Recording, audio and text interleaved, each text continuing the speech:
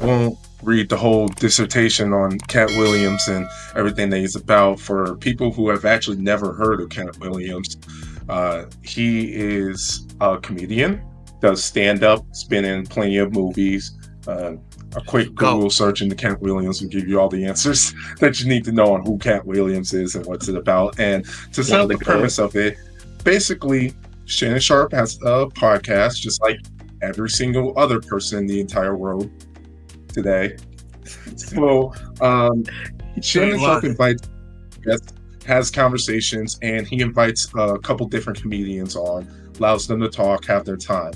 Basically, Katt Williams felt like a lot of them were being disingenuous and was not promoting the truth on a lot of events, which made him want to come on the podcast and speak his truth, right? So a lot of things he said that are very interesting. There's a lot of things that he said that no one's talking about that I think it's very interesting. And it's a huge discussion going on now and discussing whether he's right, wrong, kind of the premise and all that stuff. But the most important thing and what I want to tackle on, and we're going to stick to the positive side because one, none of us have been in Hollywood. None of us are famous. We're all normal people. So I can't just sit here and say Katt Williams is right or Katt Williams is wrong. I wasn't there.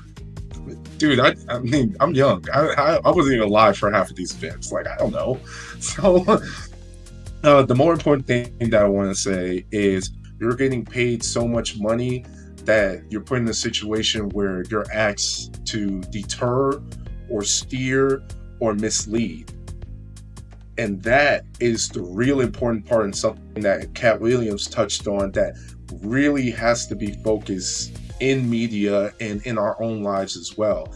When people are making that amount of money, that is a real thing that can come up to where they're forced to set some sort of agenda. And we talk about it on the podcast all the time. There's certain media sites and meme pages that are just set to divide, just for views, just set to put up the most negative, worst videos they can find on the internet, just to force people to talk about it and to argue and everything. And that type of division in and of itself is you selling off your morals, to put it lightly. And morality is such a big thing in our lives, but something to focus on when celebrities and leadership and people that you look up to, you also have to check yourself to make sure that they have a good sense of morality, to where yeah, you might like this person and this person might be funny, but is their message a good message? Is their lifestyle a good lifestyle? Is it something that you will want to replicate? And you have to be able to distinguish the two. And that's something going into 2024 that I think everyone has to be more attentive to, is to have a good sense of morality, right? Unfortunately, making money, there's no morality attached to making money. It doesn't matter what happens. Well, what's the saying? Behind every great fortune is a great travesty, something like that. That's something that needs to be brought back in 2024, that people have to understand that just because people are successful and in high places doesn't mean they have the best morals and they have your best intention. So leading on to my question with that, where we talk about morality for the person who's not famous and it's just an average day person, right? How important is morality, and what are some things that you feel like you should do to maintain your own morality in your life? I want to push back. I want to say it's a pushback, hell, but I do want to recognize the importance or the American cap. And I'm not trying to get on a soapbox here, I promise y'all. But American capitalism has divided us and pushed us to the brink of so much, almost to poverty. Like, they're trying to eliminate the middle class. Like, it's the have and the have-nots, right? So I think my pushback in terms of that is I think people are really, really, and I listen to even rappers in their interviews, is, bro, I'm not doing it because I love to rap, bro. I'm trying to get out of poverty, dog. Like, I don't care how I gotta do it. I think a lot of these people see ways to get out of a bad situation that they're in, and they will do whatever. And I can't sit here and fault them for that. I really can't. I mean, can I sit here and say idealistically I would never do that? Sure, I could. Have I been super, super impoverished? Am I well off? No. Have I been super impoverished? No. So I don't know what I would do in that lifestyle. I have zero clue, right? So these people are looking at it in a way of, bro, I have to get out of this way of doing it. I'm not sitting here saying everybody does it that way, but I think that is a common theme, that American capitalism does push people to get to the dollar by any amount, period. They don't care how they got to do it. Now back to our morality for us, because I'm not going to go any further on that, but that's a conversation for another day. I think it's really important that we keep community in our minds. Particularly we're communal people. I think the how individual we are and how we go about life, I think we just use everybody as just expendable pieces. But one of the good things that I even see, and y'all know I'm very biased, but Bud is a great example of what I think being moral and upstanding, or Nipsey Hussle or something like that. People that give back to their community and understand that the only way I got here is through them, right? And making sure that I stay down and stay true to myself. I know I'm going to have a cap on success because of who I am, and I'm not willing to come off of certain things to attain that higher level of success. But I think the biggest thing is to always have your community and where you came from in the back of your mind, and to understand the things that were installed in you from a youngin'. And I know it's harder and harder to do that. Again, going back to, people seeing that you can make a quick dollar if you blow up and go viral. Like, people go viral and their lives change all the time. We just seen the Drew Walls dude. Everybody been clowning him, and he now making money from all those like dumb tripod setups that he been doing. But now look at him, right? NBA, NFL, like, and again, people like that, which he's doing something that's not negative. So, I mean, however you feel, it was corny or not, I mean, it ain't nothing negative, so you can't really knock it. But again, on the moral side, I think it's just having our community in the back of our mind and understanding that the only way we're going to elevate one another is to look out for our village, and our village is a part of us as well. So not forgetting where we came from is really, really important in terms of having a moral basis. Yeah. Going in a different direction from kind of where you took that question, Jordan, I would say that a big thing for all people is to have a certain set of morals. Because I feel like if you don't have morals in your life, you don't have a sense of direction and a way about the things that you do.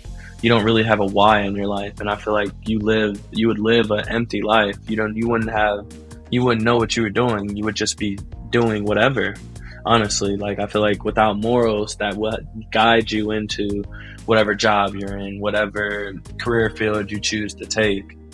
Like, you need those morals to build your foundation for you to be able to succeed in any part of life. I feel like without morals, you would just be jumping from job to job because you wouldn't have any loyalties to any job or any person you were around. It would be hard for you to keep friends and build relationships and go out and network and do all those different things so you could advance your career, advance your life, just because you would just be crossing people left and right because you wouldn't have any morals. It would just only be doing things for yourself and not doing things to benefit other people. And without being able to build relationships, without being able to have a certain direction and path, there's no success. There's no avenue for success. No person that you've seen go anywhere hasn't had a certain set of morals, even if those morals could in different circumstances, how they're saying that different comedians have to do different things and kind of let go of a little bit of their morals just to get farther in life. They still had morals to begin with. They still had those things that they thought they wouldn't do, or those different solutions or avenues they thought that they wouldn't cross. We have an episode where we actually discuss this in detail, but you have to set boundaries, and you have to find where your yeses and where your nos, and you have to be very firm on that. And again, this is for the average person. So with your family, with your friends, with your coworkers, have a very strong boundary to say, this is why I'm willing to accept, this is why I'm not willing to accept, and stay firm on that.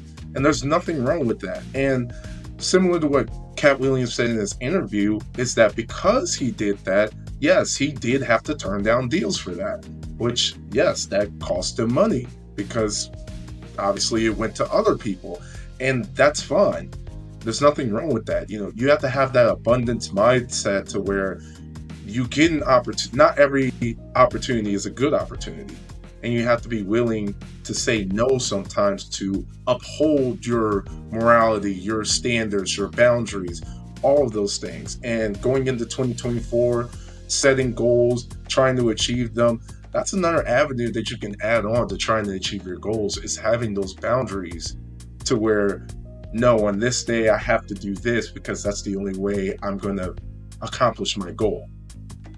Yeah, and man, I think the biggest thing that, you know, again, you said, hell, bringing it full circle, is to understand that the only person that could, to have your own moral compass, and I know that a lot of that comes from our upbringing and stuff like that, but you set the tone for what you want your life to look like, right? Whether that's goal setting, whether that's the beliefs, whether that's, you know, the people I want to be around. I want to empower people, to let people know, bro, like that's something that you can alter and change as you see fit.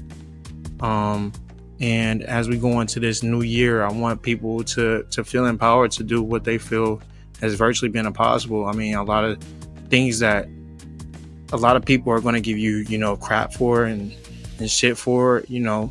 One of the things I always talk about is when I started doing this like mental health thing, like the pushback was there. What are you doing, bro? This is some soft shit to do. Like, dog, this ain't cool. This ain't funny. Like this ain't who you are. And that could kind of put you in that box. Like, dang, I'm not gonna venture out, man. Look how people, you know, did me when I tried to do that. Let me just go back to the regular scheduled programming as I've been. And I just empower people and challenge people to say, I know people are going to, when you start to change your life and try to do different things, people are going to try to put you in that box of like, this ain't what you do. You ain't about this. Like, you quit this 100 times. Like, this is going to be the same thing. And I say shift the focus from trying to prove them wrong and prove yourself right. You know what I'm saying? Like, prove yourself right and get around people that are going to empower you and to speak life into you, to do the things that you feel are important for you. And that's my message in 2024, is just to elevate one another in the sense of, hey, bro, this is something that's special to them. This is something that they really are good at or they want to do. And we should push them and move them forward in this way. So